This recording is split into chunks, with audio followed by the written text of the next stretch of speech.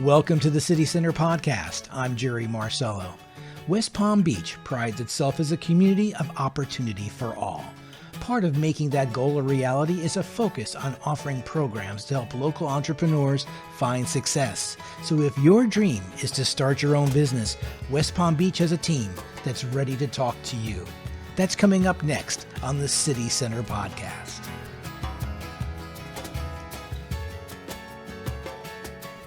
And joining me today is Frank Hayden, Director of the Office of Small and Minority Women Business Programs. Frank, welcome. Well, thank you very much for having me. Well, great to have you here. Thank you. That is an awful long title for a department. Tell me what it's all about. How did it get started? Well, back in 2019, I was the Director of Procurement, and the mayor summoned me to his office. Okay, and just to stop you, tell us what procurement is. Oh, okay. The Office of Procurement is the department that buys items for the city, or contracts to have work done for the city, whether it's engineering or construction or something along that line. Okay. So that's what I was doing.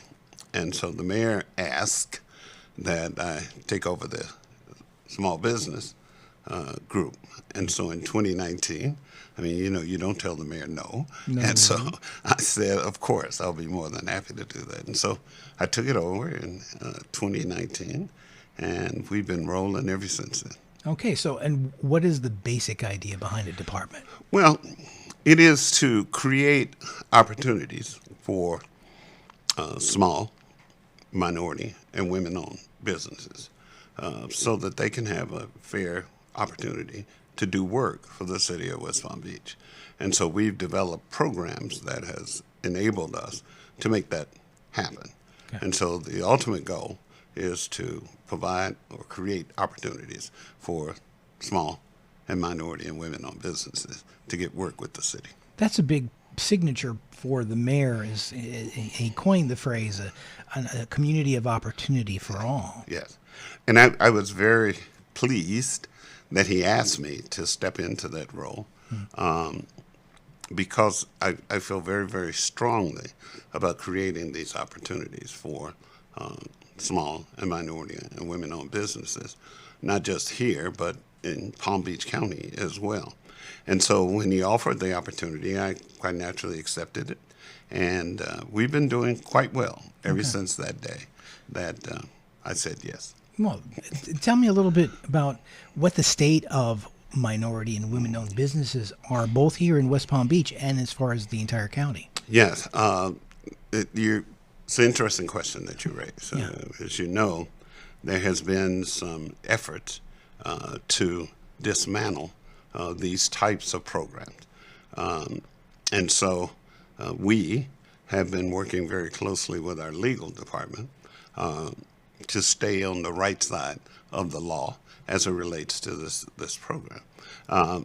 We're hopeful that we'll be able to continue to provide these opportunities because in our opinion, it doesn't really take anything away from anybody else.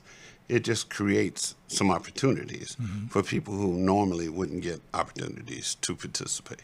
Right. And it's important to provide that because I could imagine that West Palm Beach, especially West Palm Beach, is a very up-and-coming, very attractive city for large corporations, lots of big money. But there needs to be room for smaller businesses and entrepreneurs. Right? Yes, that's very true. I've had numerous conversations with the mayor that we don't ever want to lose sight of the fact that there are folks who have given their heart and soul to this city. And we don't want to have them pushed aside or left out. Yeah. And so these programs give us an opportunity to make sure that's not the case. And the mayor is very committed in order to assist in that effort to make that happen. So if we have someone who has a dream of creating a business, a small business gets started, and they are interested in contacting and learning more about the programs, what sort of qualifications are you looking for as far as getting someone involved? Well, and that's interesting because if you have the ability to add 1 and 1, your possibility of you running a business is pretty successful. And I mentioned earlier about programs that we've initiated here at the city. One is how do you make people aware of your business, and how do you make sure that they understand what it is that you offer? So we offer a marketing program here that, once again, the businesses don't have to pay for. The city picks up the tab, and you just come and pick up pointers in terms of how you market your business. Because as I tell folks, you could be the best business in the world, but unless we know anything about you, it does you no good and does us no good. So it is important that you kind of beat your drum, so to speak, so that we know who you are, what kind of business you offer. And the interesting thing is, we can utilize just about any business in this city to provide services for us. And so it's not like we're going to shy you away because you do X and we'd rather have Y. I think in the long run, we can figure out a way to utilize the services that you have. Absolutely. So is there a specific sort of business that is more attractive or more successful that you want to encourage? Yes, that's a good question. Most of the work that's done by the city or for the city is either engineering or construction. So if you have a construction business, the likelihood of you being successful with the city is a lot greater than if you have a business that does not provide that service. Now, it's likewise with the engineering services, construction. Those are fields that we need here in the city because, as you can tell, this city is growing by leaps and bounds.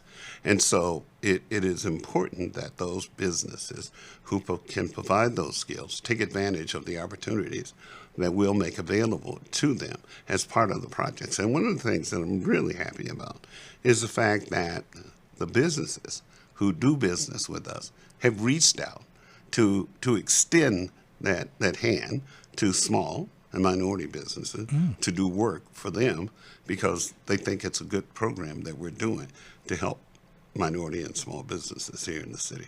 So not only are we talking about a small business, say an entrepreneur who wants to make baked goods or create some sort of an item and sell it to people, but also folks who would be working hand in hand with the city, working on projects as well. So that's also part of what you do. Very much so. As you might remember, we did the project over in off of 7th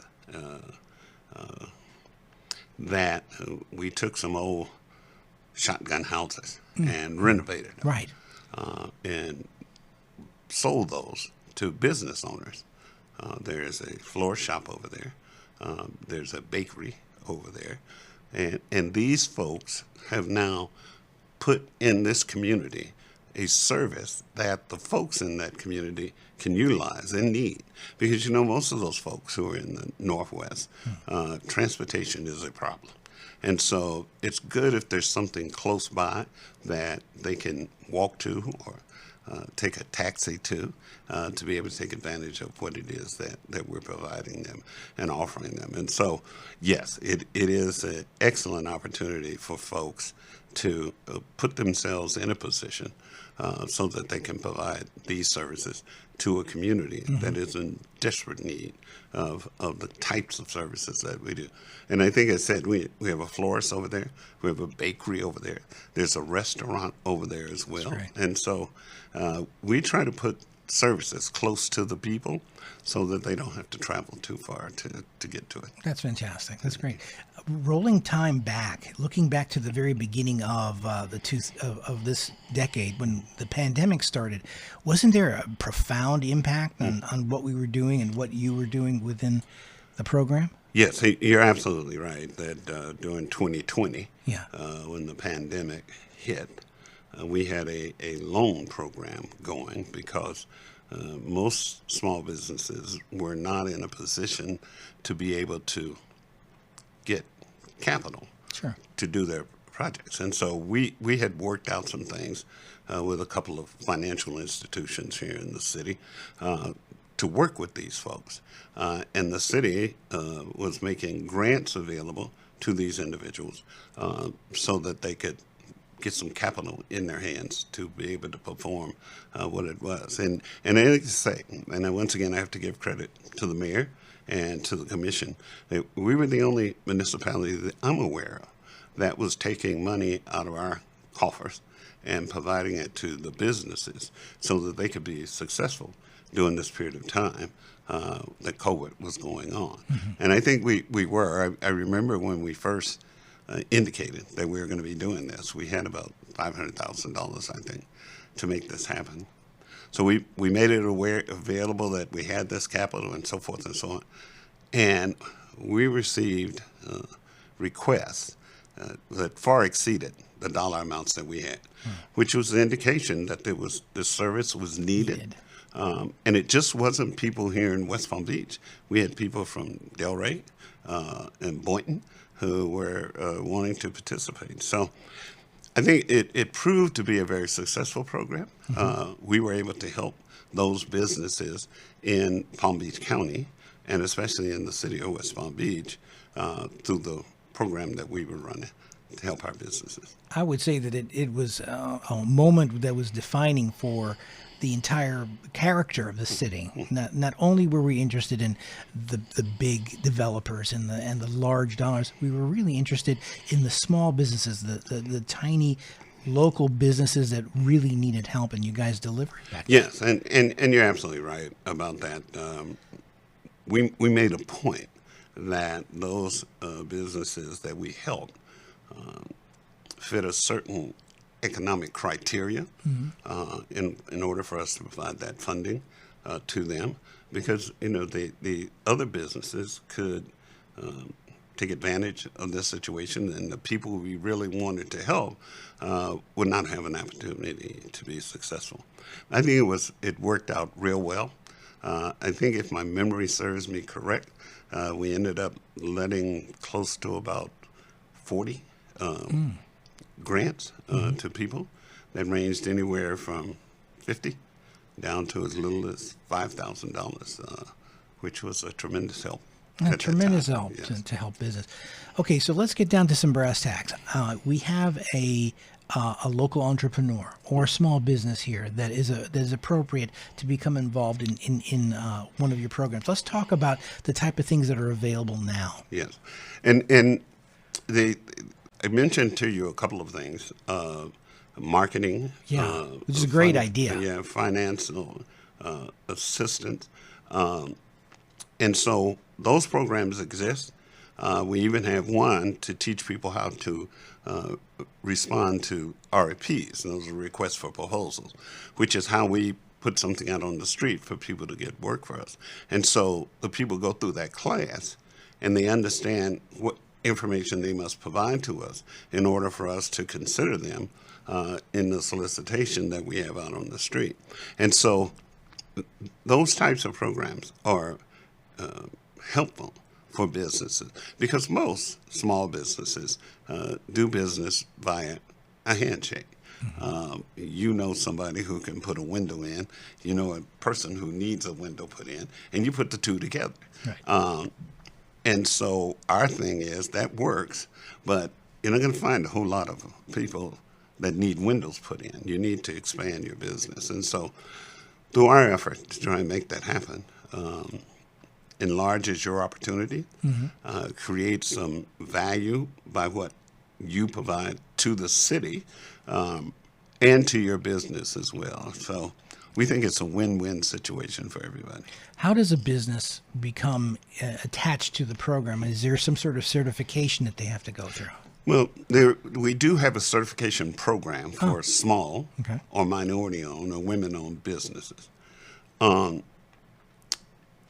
Mostly, it is word of mouth that we spread the word that we are here, that we are providing X, Y, and Z, and people come to us.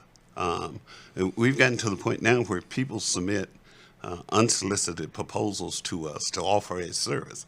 And so we have to review those proposals, see if they're going to be beneficial to the city, and whether or not it's going to be economically feasible for the city as well. So I think we have done a good job of promoting what it is that we do here, and people are stepping up to take advantage of these opportunities that we're making available for them. Okay. So what types of things are going on right now? Here we are mid-year 2025. What's going on? You know, it never seems to stop. We get requests from vendors out there every day about wanting to propose to do this and to do that. And so I think that's because we've done such a good job of sharing what it is that we do. A lot of times we have to turn people down, primarily because they're requesting more than we have available. But I think that's a good thing, that we have that opportunity to say no. But we tell them, don't go away, start preparing for next year. Because we've been blessed that the city has allowed us to run this program, I think now for close to 4 years. And hopefully we'll be able to run it for another year. And so people know that, people begin to prepare for it. And it gives us a chance to help and develop more businesses in this city to take advantage of opportunities, not only just with us, but with the county, with the solid waste, with the school system as well, because they take the tools that we share with them and move on to the next step to be able to do some things to help them and help the entities or cities that they find themselves in. Gotcha. Yeah. So, is there any sort of specific dates that are coming up? Any landmarks that you're really interested in? I'm sorry. That's right. Yes, we have a couple of things that are coming up. One is we're doing a disparity study. Okay. Every 4 or 5 years, you have to do a disparity study in order to create a program that is beneficial to minority and women-owned business. And so on July 23rd, there is going to be a public engagement meeting that we're going to invite the public to. We've sent out information to it as well. One of the others is a thing about prompting to profit. That's September 3rd through September 16th. It's going to be held right here at our library. And then we've got one that's health of your business. That's going to be run also at our library. The Prompt to Profit is September 3rd through the 10th, 6 to 8. And then the Health of Your Business is October 14th through the 16th at the library. All these items are really very interesting, right. But I'm curious. Tell me a little bit more about what a disparity study is. I'm not familiar with that. Well, according to federal law, in order for you to have a program that will assist a certain minority group, you have to do a disparity study. And the disparity study basically determines whether or not there has been or there is a disparity out there in the community of opportunities for minorities or women-owned business. And so if we can determine that that is the case, then we can run a program that can benefit businesses who happen to be minority or women-owned so that they can take advantage of some opportunities that we have out there. We currently have such a program in place, but it's only good for 5 years, and then we have to go out and do another study before we can implement it for an additional period of time. So we're looking forward to getting the word out, getting feedback from individuals so that we can move ahead with that program. So the study helps you know where the need is greatest. Right. And not only where the need is, it is what kind of need is out there. Right. We've been running this program for about 5 years now. And so time and situations change. And so if we were able to impact area A, so to speak, but area B and C is not being helped as much, then we can shift some of the things that we're doing to area B that this study indicates that is well needed in those particular areas. And so the disparity studies help us determine where we need to put our emphasis to help businesses have an opportunity here in this city. Okay, and that meeting is taking place during July 23rd? Yeah, July 23rd. Okay. There's flyers which have been sent out, and we'll continue to send those out so that people are aware of it and they can take advantage of it as well. Okay, and then moving on, as you just mentioned, September 3rd through September 10th, you're looking for the Prompt to Profit. Now, yes. Give me a little bit more about what the idea behind that is. Well, this is a AI program. Yeah, okay. And that's way above my pay grade. But it is to help people develop programs through AI to help them and benefit them. And so we have this young lady who teaches that program. And so she'll be offering that to people. How neat. And then the health of your business is another one, which is October 14th through the 16th. This is one where we'll have an individual take a look at your business, what you're proposing, what you're asking for, and the like, to help you be able to do a better job of advertising who you are, what your business is, and what you're offering out there for the people. So we're really excited about what this year is coming to be, as I think it is a continuation of what we've been able to do for a number of years, and it just continuously gets better. That's fantastic. Well, obviously, you have spent years working to improve the situation for small business and minority business here in West Palm Beach. The proof's in the pudding. There's a lot of activity. There's a thriving community here, and a lot of it has to do with your efforts and the efforts of the city to help small businesses take part. Thank you. I truly do appreciate that, because when I talked to the mayor about taking over the spot, I indicated to him that this is a passion of mine, and I need to know that I can operate at a level and a point that is going to be helpful to the city and not harmful to the city. And so it has worked out well. We've done well. We started out saying that 15% of contracts would be set aside for small businesses. We're up to now 18%. And most of the time we come in at about 20% in that regard. So I think we're doing a great job in terms of making that happen. That's fantastic. So if someone wants to find out more information, to learn more about programs and to find a way to get in contact with you, I guess the city website is a good place to start, WPB.org? Yes, it's an excellent place to start. And look up the Office of Minority and Women-Owned Business on the website. It has our names and phone numbers there, that you're more than happy to reach out to us. It's amazing the number of calls we get during the day, whether it's to get certified to be a small business, or it's to find out about what opportunities are out there that companies can take advantage of. What is your message to the dreamer who wants to start a new business and wants to do it here in West Palm Beach? I'm going to say this, and I've said this a number of times when I'm out campaigning or talking to people, that you can be the best at what you do. But if I know nothing about you, there's nothing I can do to assist you. So you need to toot your own horn. You need to let us know that you're out there. I've said to people, you need to make yourself a pest, because if you blow up my phone enough, I'm going to give you some work so you'll stop calling me. And now I have to change that, because now everybody is taking advantage of that. But that's the effort. You can't just sit back and wait for us to come to you, because there's hundreds and thousands of businesses out there. And so you can't wait on us to come to you. You got to come to us. You got to convince us that you're the best at what you do, and we can really utilize the services that you offer. And so with that, we'll be more than happy to give you an opportunity to be successful. But I will say this. There's a lot of people out there who want this opportunity. And so we can't have folks who are not ready and prepared, because that messes it up for the people that are coming behind them. So I want you to be ready. I want you to be prepared to take advantage of these opportunities. And if you need some training to make sure you're ready, we're willing to do that. But the long and the short of it is, our doors are open.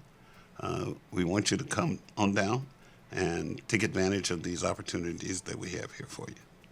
Frank Henning, thank you for being a part of our podcast. Thank you so very much for having me. Thank you. And thank you for joining us. The City Center Podcast is a production of the City of West Palm Beach Communications Department. I'm Jerry Marcello. We'll see you next time.